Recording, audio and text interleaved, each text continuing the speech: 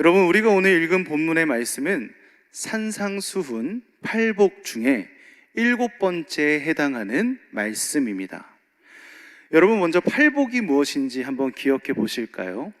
심령이 가난함, 애통함, 온유함, 의에 줄이고 목마름, 긍휼히 여김, 마음이 청결함, 화평케함, 의를 위하여 핍박을 받음까지 복된 자의 8가지의 모습들을 우리에게 예수님께서 알려주고 계십니다. 그런데 우리가 8복을 처음 들을 때 드는 생각이 있죠. 그것이 무엇입니까? 마치 어떤 조건이나 공식처럼 생각하는 것입니다. 그도 그럴 것이 개역개정 성경을 보면 8복 이 부분에 뭐뭐하는 자는 복이 있나니라고 기록이 되어 있습니다. 그래서 마치 무엇을 하면 복을 얻게 된다는 것처럼 우리가 읽게 되는데요. 하지만 8복은 이런 조건의 원리를 따르지 않습니다. A를 하면 B를 얻는, 무엇을 하면 복을 얻게 되는 그런 공식적인 말씀, 조건적인 말씀이 아니라는 뜻입니다. 그럼 무엇이겠습니까? 오늘 개역개정에는 뭐뭐 하는 자마다 복이 있나니 라고 번역이 되어 있지만 우리가 헬라어 원문 성경을 보면 조금 다르다는 것을 알 수가 있는데요. 오히려 복이 있다, 원어로는 마카리오이라고 하는 단어가 먼저 나옵니다. 이것은 시편의 형식을 따르고 있다는 것을 알 수 있는데요. 시편이 무엇입니까? 노래, 찬양이지 않습니까? 그래서 마치 이 부분은 어떠한 의미를 가지냐면 엄청나게 놀랍고 큰 목소리로 감탄하면서 복되다라고 말하는 것과 마찬가지입니다. 또한 9절의 말씀을 우리가 다시 한번 읽어볼 텐데요. 9절 말씀 여러분들 한번 읽어보겠습니다. 시작.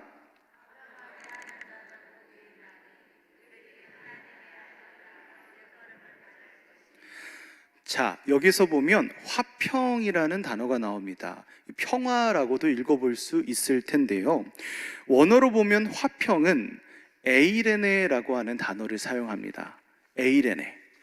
이 평화, 화평이라는 단어는 우리가 참 익숙하게 접하는 단어이면서 성경에도 자주 나오는 표현이지만 참 놀랍게도요, 9절에 등장하는 이 화평케 하는 자라는 표현은 성경 전체에서 딱 한 번, 그것도 산상수훈 8복 말씀에만 등장합니다. 화평하게 하는 자, 에이로노 포이오이라는 단어죠. 참 독특한 단어입니다. 평화를 뜻하는 에이레네와 만들다를 뜻하는 포이에오가 합쳐진 합성어인데요. 이 단어의 뜻대로 직역해 보면 어떻습니까?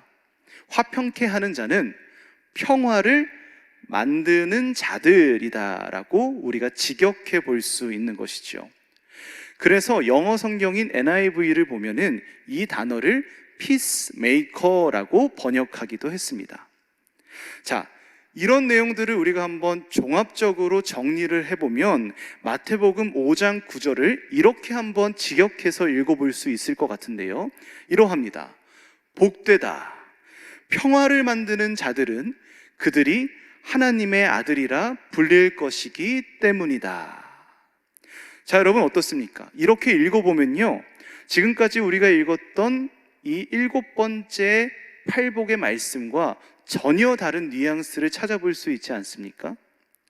우리는 화평케 하는 자가 복되다라는 의미로 이 말씀을 읽어왔는데 이렇게 직역해서 읽어보면 조금 다른 뉘앙스를 찾아볼 수 있다는 거죠. 평화를 만드는 자들은 하나님의 아들이라 불릴 것이다 라는 의미가 되기 때문입니다. 여기서 그러면 조금 더 우리가 자세히 한번 살펴보도록 하시죠. 화평케 하는 자는 평화를 만드는 자들이다 라고 말씀을 드렸죠. 자, 그럼 여기서 평화를 만드는 자들은 어떤 의미가 있겠습니까? 평화를 만드는 자라는 단어를 들었을 때 우리가 우선적으로 떠올리게 되는 생각들이 있어요. 그것이 무엇입니까? 바로 역할이에요. 그것도 중재자의 역할을 딱 먼저 떠올리게 됩니다. 예를 한번 들어볼까요?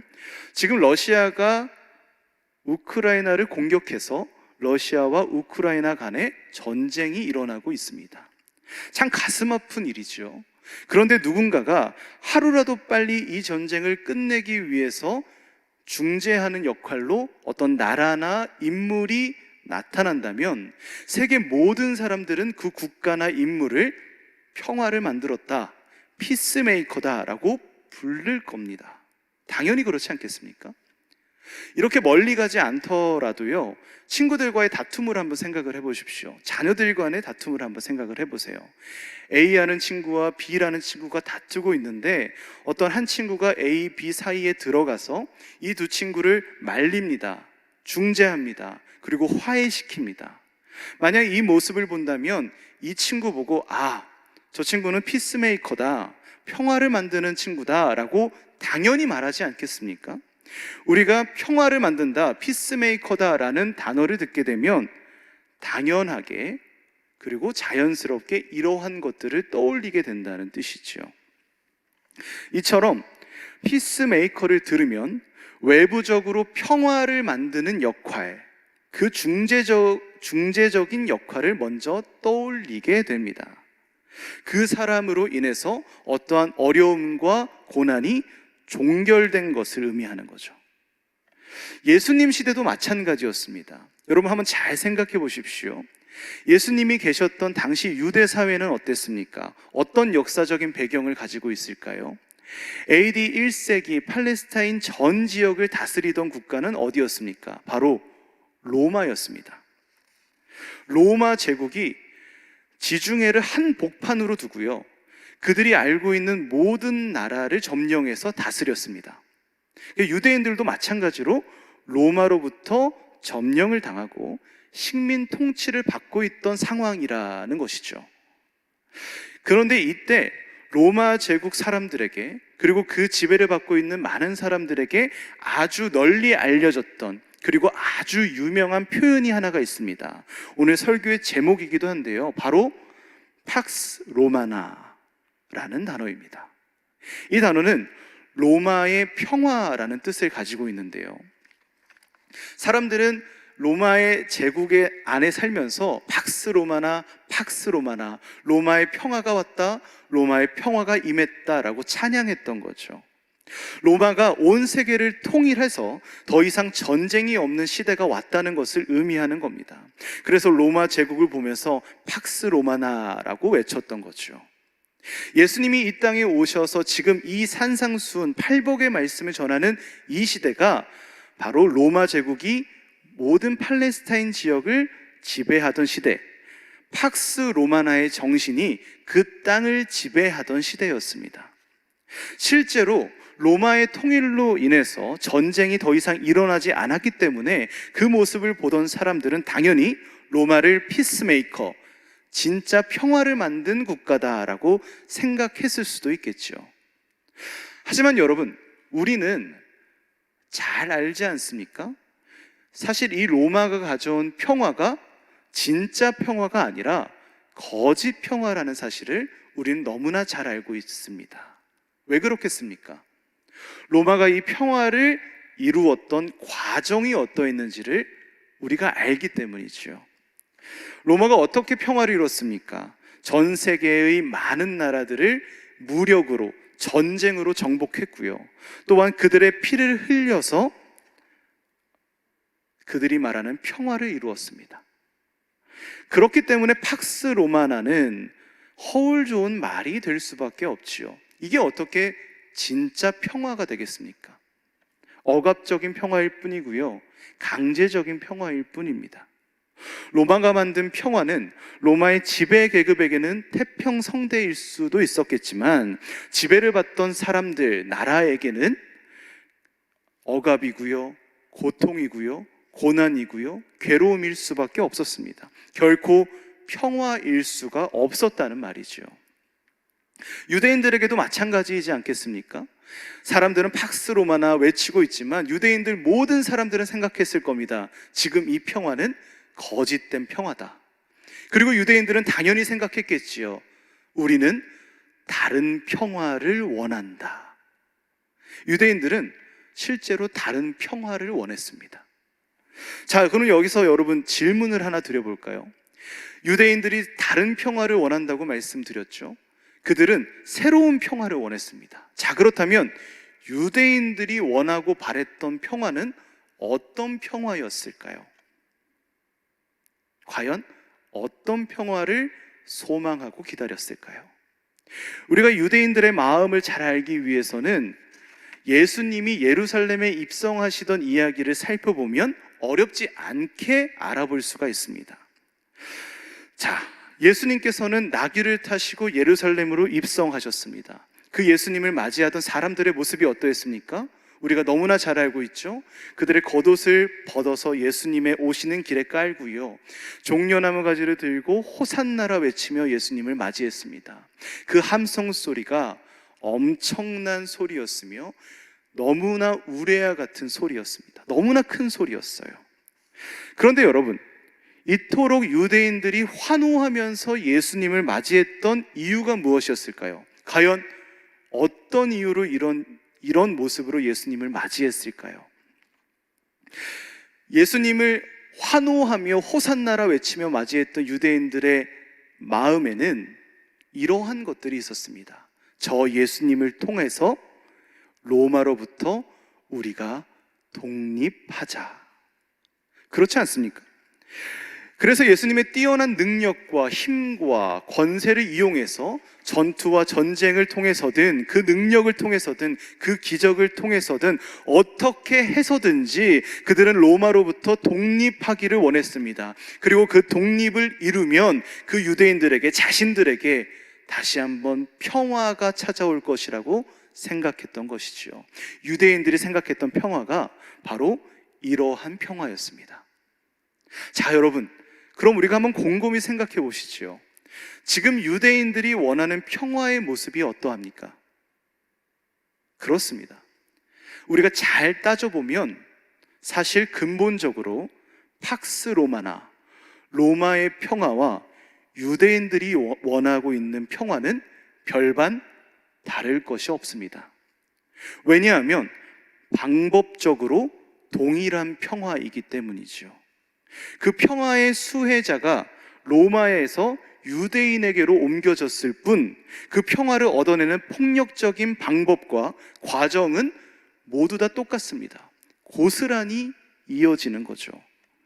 그렇기 때문에 유대인들이 지금 바라고 있는 또 다른 평화도 역시 거짓 평화일 수밖에 없는 겁니다. 이런 로마가 모든 팔레스타인 지역을 지배하고 있는 국제적인 정세 가운데, 또한 독립을 원하고 있는 유대인들의 마음 가운데 오늘 예수님께서는 너희가 평화를 만들라라고 명령하고 계십니다. 그렇다면 여러분, 예수님께서 말씀하신 평화는 무엇일까요? 예수님이 원하시는 평화는 무엇이겠습니까?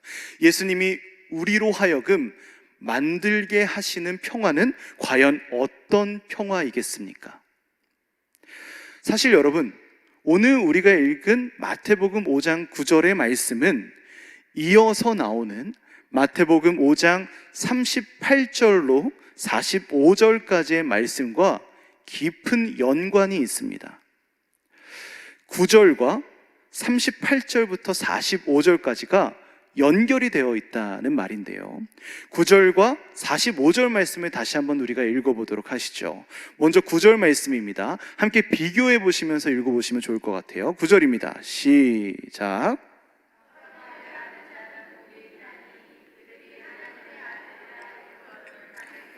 자, 그리고 45절 상반부인데요, 함께 읽어보겠습니다. 시작.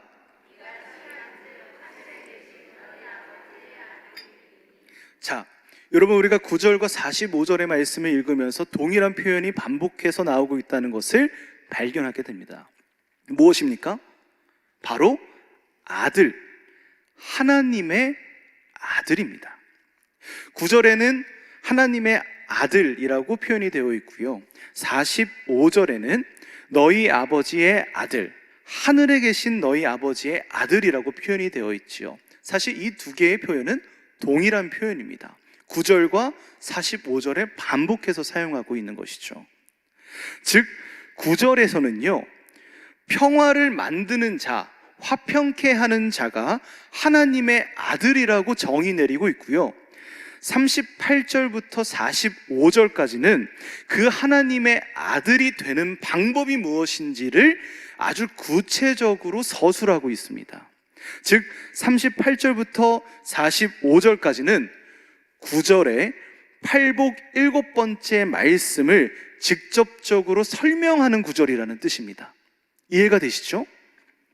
그렇다면 우리가 38절부터 45절까지를 읽어본다면 9절의 7번째 복을 우리가 좀 더 깊이 깨닫게 될 겁니다. 한번 같이 살펴보시죠. 39절부터 41절까지를 한번 읽어보겠습니다. 39절부터 41절까지입니다. 시작. 나는 너희에게 이르노니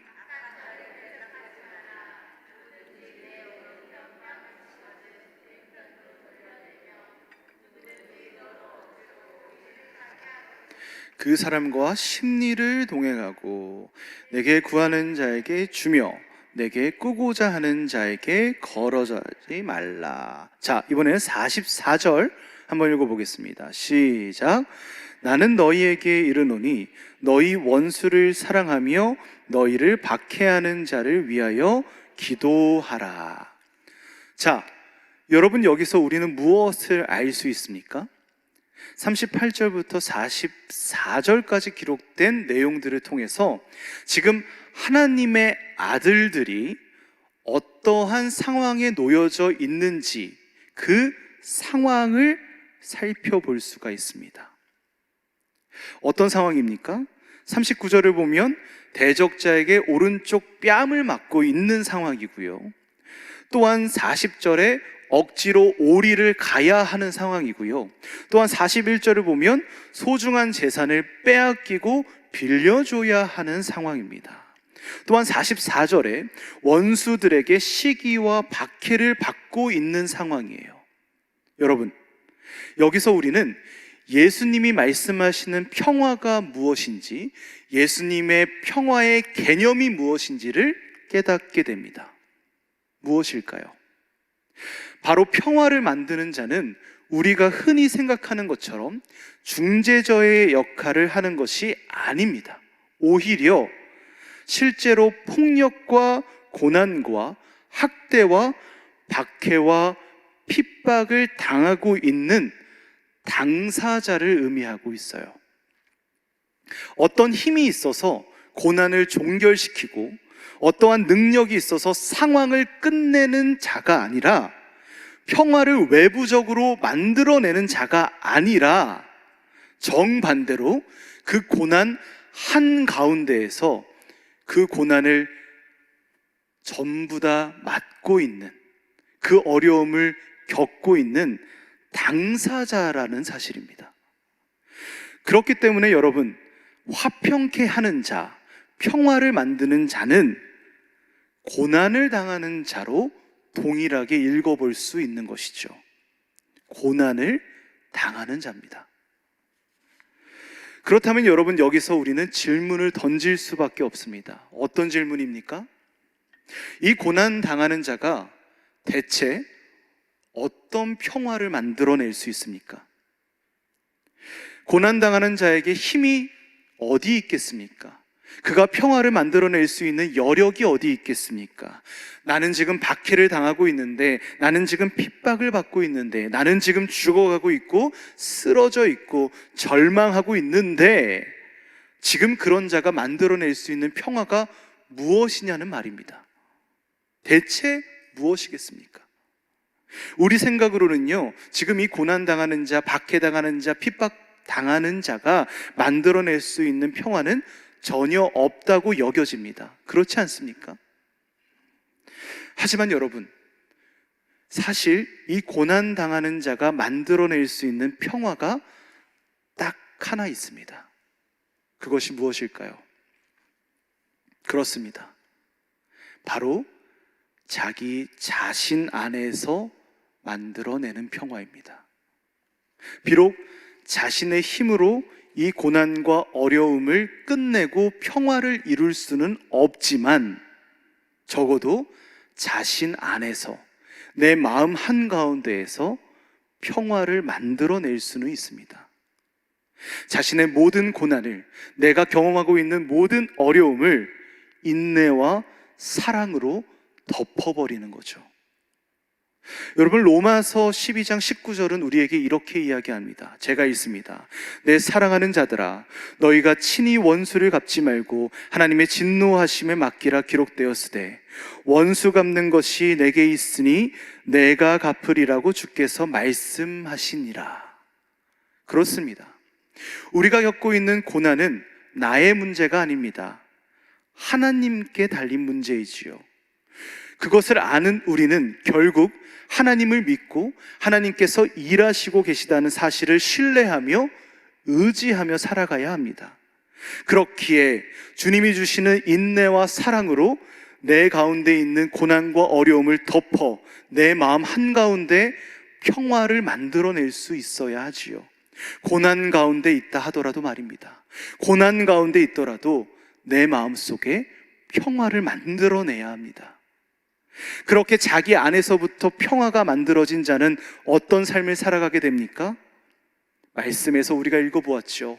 오른쪽 뺨을 맞아도요, 왼쪽 뺨을 내어줄 수 있습니다. 누군가 나를 억지로 끌고 갈 때도 심리까지 동행할 수 있습니다. 누군가 내 소중한 재산을 구하고 빌려달라 할 때도 그것을 거절하지 않을 수 있고요. 원수를 사랑하고 나를 박해하는 자를 위해 진심으로 기도할 수 있습니다. 어떤 자가 그렇게 한다고요? 고난 가운데 평화를 내 마음속에 만들어낸 자들이 말입니다. 이것이 바로 평화를 만드는 자들의 모습입니다. 세상은 이를 분명 바보 같다 평가할 겁니다. 어쩌면 미련하다 손가락질 할 거고요. 어쩌면 스스로 손해본다 여겨질 수도 있습니다. 하지만 여러분, 이 바보 같고 미련하고 손해보는 일을 우리에게 가장 먼저 보여주신 분이 있지 않습니까? 바로 예수님이시죠. 예수님은 십자가의 길로 그 평화의 모습을 우리에게 보여주셨습니다. 예수님은 하나님의 아들이면서 이 땅에 오셔서 십자가의 길을 걸으셨습니다. 아니, 자기 스스로 십자가의 형벌 틀 위로 올라가셨어요. 그리고 그 십자가 위에서 모진 핍박과 박해를 당하셨습니다. 차마 입에 담을 수 없는 고난과 어려움을 겪으셨어요. 하지만 하나님, 주님께서는 그들과 똑같이 저주하지 않으시고, 그들과 똑같이 폭력을 행하지 않으시고, 그들과 똑같이 그들에게 갚아주지 않으시고, 오히려 주님은 그들을 사랑하셨습니다. 누가복음 23장 24절에 이렇게 기록을 하지요. 예수께서 이르시되 아버지, 저들을 사하여 주옵소서. 자기들이 하는 것을 알지 못함이니이다. 그렇습니다. 예수님께서는 자신이 고난 당할 때에, 폭력과 죽음 가운데 놓여졌을 때에 오히려 인내하고 그들을 사랑하셨습니다. 예수님의 마음 한가운데에서 평화를 만들어 그 평화로 그 사람들을 사랑하셨어요. 가장 바보 같으며 가장 미련하고 가장 손해보는 일로 가장 가치 있는 구원을 만드셨습니다. 가장 가치 있는 구원의 사랑을 우리에게 베풀어 주셨어요. 바로 예수님께서는 인내와 사랑으로 평화를 만드셨습니다. 이것이 우리가 고난 가운데 인내와 사랑으로 평화를 만들어야 하는 이유입니다. 우리는 살다 보면 고난을 겪을 겁니다. 어쩌면 지금도 어려움과 고난 가운데, 핍박과 박해 가운데 있을 수도 있습니다. 육체적인 어려움들, 정신적인 어려움들, 영적인 문제들, 자녀와의 문제들, 부모와의 문제들, 형제 자매와의 어려움들, 세상으로부터 오는 고난과 핍박들이 분명히 존재할 겁니다. 하지만 우리는 그 가운데서도 결국 평화를 만들어내야 합니다. 왜냐하면 그 가운데서 만들어내는 나의 평화를 통하여 예수 십자가의 사랑이 드러나기 때문이지요. 바보 같지만, 미련하지만, 손해보지만 우리는 인내하고 사랑해야 합니다. 평화를 만들어야 합니다. 예수님이 그렇게 하셨기 때문입니다. 사랑하는 여러분, 오늘 주님께서는 내가 걸은 이 십자가의 길을 우리로 같이 걷자 말씀하십니다. 오늘 주님의 구원을 받아 하나님의 아들과 딸이 된 우리는 고난 가운데서도 인내와 사랑으로 평화를 만들어야 하는 책임이 있습니다. 사랑하는 여러분, 저주를 저주로 갚지 마십시오.